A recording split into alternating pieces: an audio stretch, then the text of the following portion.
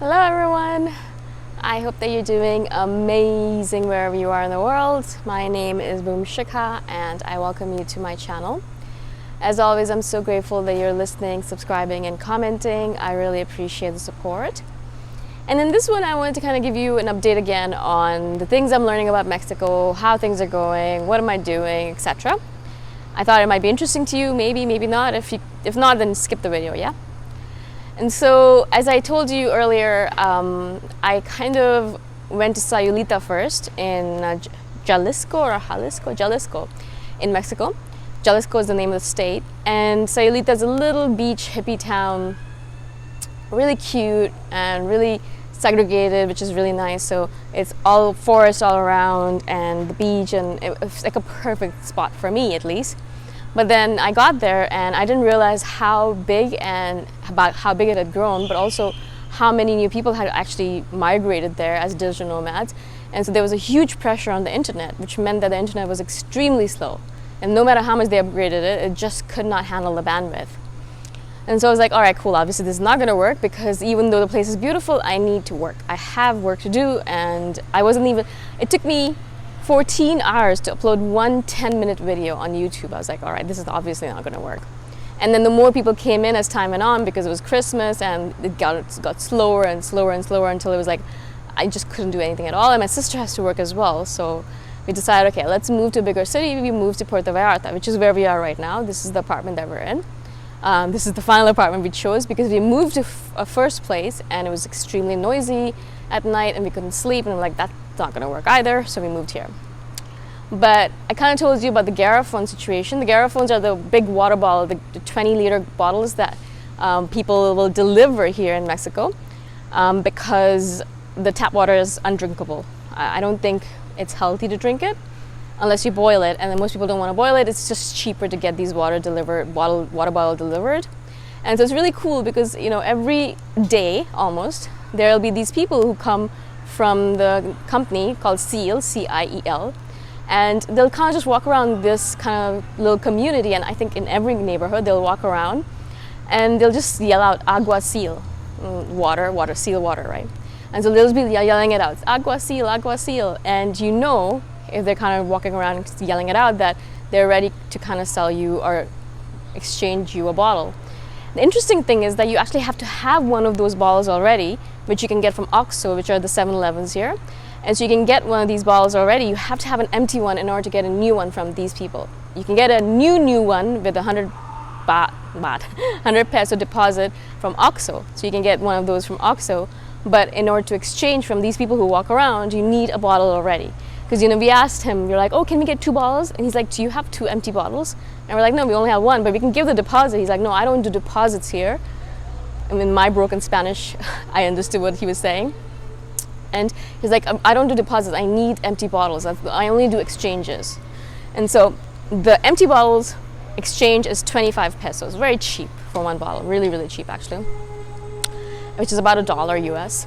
And then obviously if you want to deposit and get a fresh one, a new bottle, it's 100 pesos, which is again very cheap. And so, you know, they walk around and then I'm like on the top floor, and then I hear them. Weirdly enough, I have good hearing, so I can hear them. And I'll open the window, I'm like, disculpe, you know, excuse me, I need a bottle. And it's really nice because, you know, they'll come upstairs with a bottle, carrying those 20 little bottles. They're obviously very good at it, used to it. And they'll bring it up for you, and then they'll take the empty bottle away, and 25 pesos and you're done. It's so freaking easy. It's lovely, actually. Which is much easier than how it was in Sayulita. I don't know why they didn't have the service over there. Obviously, it's a small town, so maybe they don't need it. But carrying that 20-liter bottle upstairs is not fun. I don't know how these people do it. They do it all day long. Obviously, they're used to it. So that was one part of the situation. Obviously, the internet is much better now because we're in a main city. So Puerto Vallarta is actually like the main resort city town here.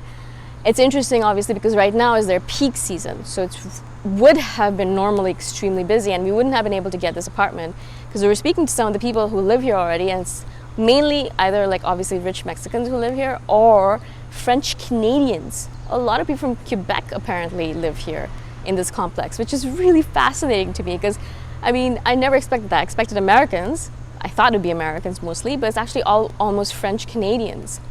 So that's amazingly fascinating.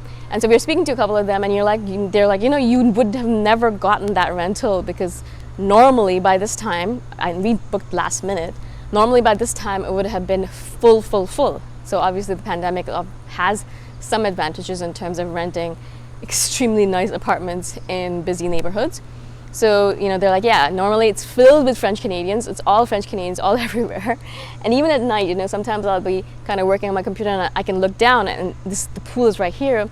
And I'll see it's just a bunch of French Canadians or just white people, Caucasians all around the pool, older Caucasians sitting around chatting, barbecuing things or drinking beer and all that stuff. It's kind of interesting how that works out.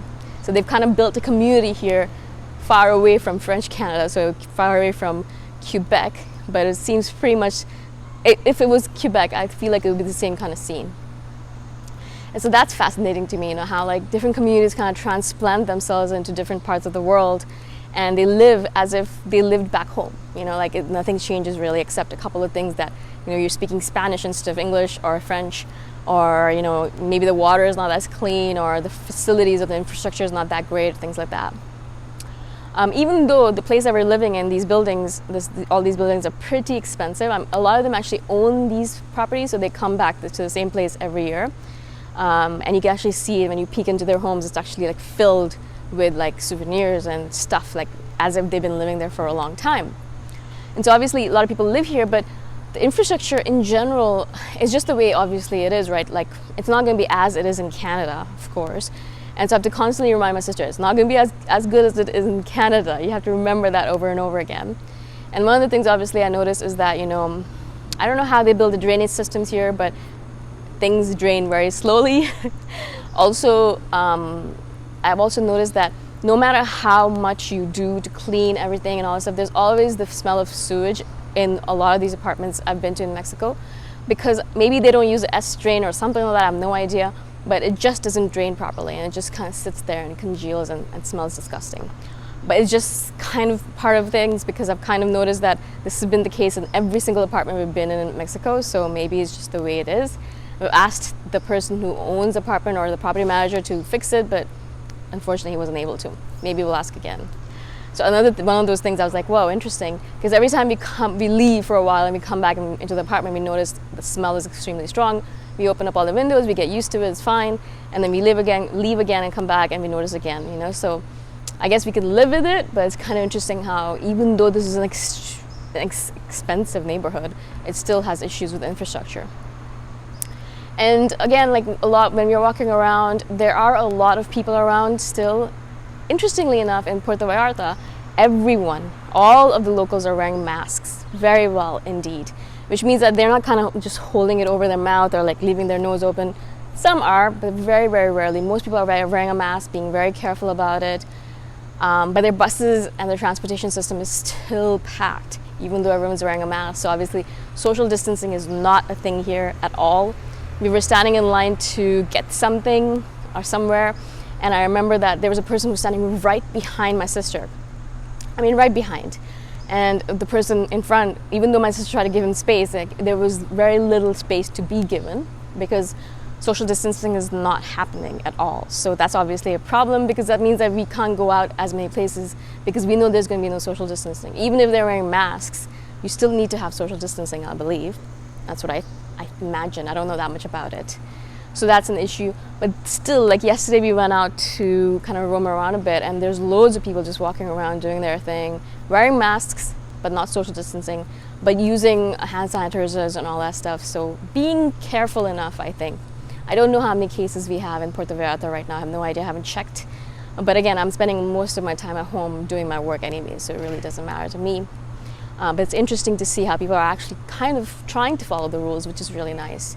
Although when I do notice the people sitting around the pool and kind of hanging out, I notice that, again, there's no social distancing, no one's wearing a mask, and obviously they're not using hand sanitizer, so I don't know what that's about. Maybe they think that it's not real, because I've talked to a couple of people and a lot of them say, oh, well, it's not really real, it's just a propaganda by the government. And I'm like, maybe it's the propaganda, maybe it's not, I have no idea, but people are dying, and I'm not going to be the one who spreads it to other people. That's just my resolution. no matter what happens to other people, I want to be sure that I don't hold that karma over my head. Anyways, I wanted to share this with you. I hope this was useful, or at least informational or interesting to you. If you have questions about Mexico that you want me to answer, or things that you're like, oh, how does that work? I would love to answer your questions. Let me know, and I shall do a video about it. Again, thank you so much for listening, for being on my channel, and I shall see you the next time around. Bye for now.